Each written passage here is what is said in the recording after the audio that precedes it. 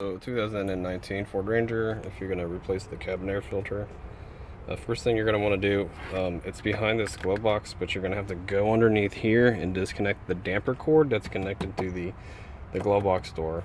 This one's already disconnected, so I'll show you what that looks like, but you're going to have to go underneath this way to do it.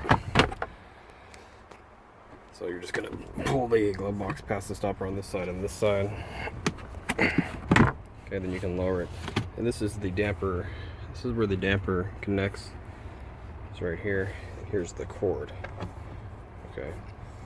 And it just unclips, but you're gonna have to go under here first, stick your head in there and turn around and disconnect it under there first before you pull the glove box down like that. And the cabin filter it's in here. Just pull the door right off. Just pull it right out. And that's pretty much it. This one doesn't need to be changed. The truck's pretty much brand new, so. Then you're going to go back under there and hook the damper back up.